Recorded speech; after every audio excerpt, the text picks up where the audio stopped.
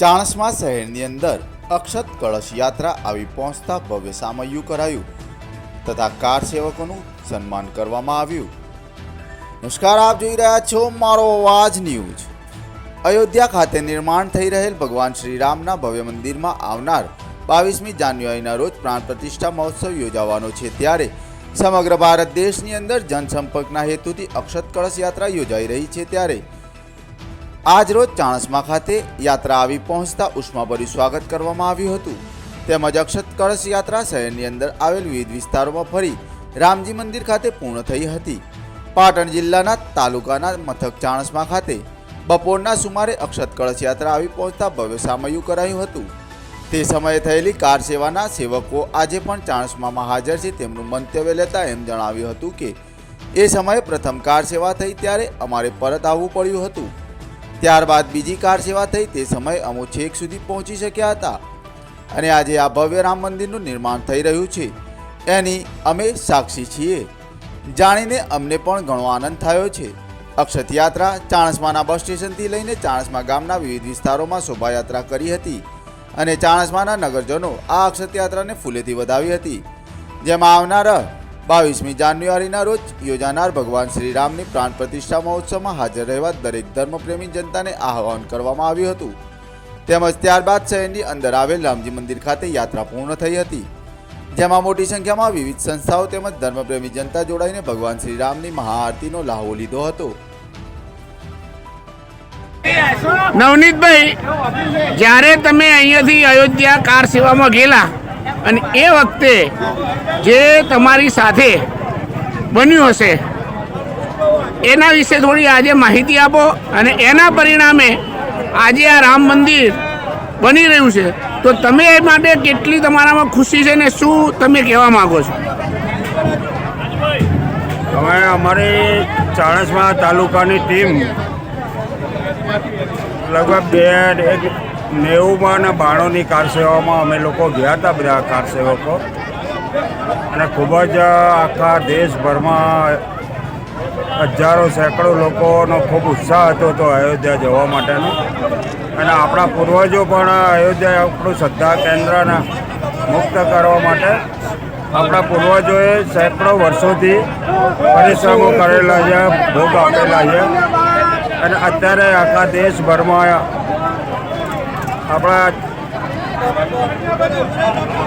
ધર્મપ્રેમી પ્રજા ખૂબ ઉત્સાહમાં છે। અત્યારે અયોધ્યાનો જે રામ મંદિરની જે શિલાન્યાસ પ્રાણ પ્રતિષ્ઠા થઈ રહી છે એનો ઉત્સાહ આખા દેશભરમાં ગામે ગામ જોવા મળી રહ્યો છે, અને અત્યારે ચાણસ્મા તાલુકાની ધર્મપ્રેમી પ્રજા અમારા કાર સેવકોની એના સ્વાગત માટે અમને બોલાયા છે અને અમે બધા ભેગા થયા છીએ અને અમને ખૂબ જ આનંદ છે એના માટે। જય શ્રી રામ, જય શ્રી રામ।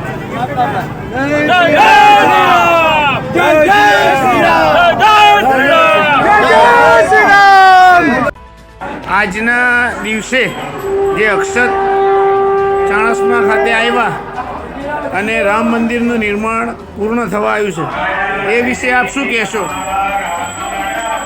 આપણા માટે ગર્વ લેવા જોઈએ। સાડા 500 વર્ષનો જે ઇતિહાસ છે અને જેની આપણે રાહ જોતા હતા કે રામલલા હમ આएंगे, મંદિર હમ બનાएंगे, તો આપણી રામની જે સરકાર છે માનનીય નરેન્દ્રભાઈ મોદી એનો અથાગ પ્રયત્ન, વિશ્વ હિન્દુ પરિષદનો પ્રયત્ન, RSS, સમગ્ર ભારતમાં વિદેશમાં રહેતા બધા જ મારા હિન્દુ ભાઈઓનો સંકલ્પ, આજે એ સંકલ્પ સિદ્ધ થઈ જવા રહ્યો છે, અને 20, 21, 22ના દિવસે આપણા બધા પૂર્વજો કહેતા હતા કે રામ મંદિર ક્યારે બનશે, ભગવાન ક્યારે મંદિરમાં બિરાજશે, તો આપણે બધા નસીબવાળા છીએ કે એ અવસર હવે આવી ગયો છે, અને ટૂંક જ સમયની અંદર ભગવાન રામના ભવ્યથી ભવ્ય મંદિર બની રહ્યું છે, એના આપણે બધા સહભાગી થઈ રહ્યા છે। આજે ચાણસ્મા નગરની અંદર ખૂબ સરસ મજાની અક્ષય રથ નીકળ્યો અને શોભાયાત્રાની અંદર ગામના બધા જ નાગરિકો નીરને જોડાવ્યા, એ અમારા માટે ગર્વ લેવા જેવો છે, આપણે બધાને ગર્વ લેવા જેવો છે। અને આ રથ આપણા અલગ અલગ ગામડાની અંદર ફરશે, જે 52 આપણા તાલુકાની અંદર જેટલા ગામડા આવે છે, 52 કે 42 જે ગામડા, એ ગામની અંદર આ અક્ષર જે છે એ અલગ અલગ અને દરેકને પોતપોતાની રીતે પ્રસાદી આપવામાં આવશે, ફોટો આપવામાં આવશે, અને એક આનંદની ઘડી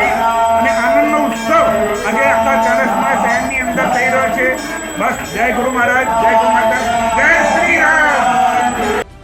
મહારાજ, આજે ચાણસ્મા ખાતે આપ પધાર્યા અક્ષત યાત્રામાં, એ વિશે આપ શું કહેશો? અને જે નવીન રામ મંદિર બની ગયું એના વિશે પણ આપ શું કહેશો? જરા માહિતી આપો ને, આપનું નામ આપો. મારું નામ શ્રી આત્માનંદગીરી નાનોદડા આશ્રમના મહંત છું અને અહીંયા અક્ષત યાત્રામાં જ્યારે હાજરી આપવાની થઈ એ વખતે હું ખૂબ ગર્વ અનુભવું છું. કેમ કે આવી અક્ષત યાત્રાના માધ્યમથી આજે 50,000 લોકોની અંદર રામ પ્રત્યેનો ભાવ નિર્માણ થયો છે અને ભગવાન રામનું જે મંદિર બને છે આ એક મહાન યજ્ઞ નિમિત્તે યજ્ઞ કહી શકાય જેને, કારણ કે રોમ રોમની અંદર રામનો રણકાર, એક લોકોના માનસમાં રામનો સંસ્કાર. આજે રામનો ભાઈ કોણ લક્ષ્મણ, રામની પત્ની કોણ સીતા, આવું પણ લોકો ભૂલી ગયા છે. તો આ પ્રસંગના માધ્યમ દ્વારા જે આ કાર્ય થઈ રહ્યું છે, હજારો વર્ષના ઇતિહાસમાં આના સિક્કા પડશે અને કાલ વા કારણમ રાજા વા કાલ કારણમ ઇતિ સંશયોમાં ભૂત. જે આ કાળ નિર્માણ થઈ રહ્યો છે એની અંદર આપણું નેતૃત્વ સારું છે, લોકોની ભાવના, અહીંયા રામ પ્રત્યેની ભાવના અને જીવન જીવવા પ્રત્યેની ભાવના ઉજાગર થાય છે. આજે લોકોની અંદરથી રામ ભૂલાય છે તો જીવન જાય છે અને રામની યાદ છે તો જીવન સંગીત બને છે. એટલે એક ઘરની અંદર રામ ઊભો થાય, ઘર મંદિર બને.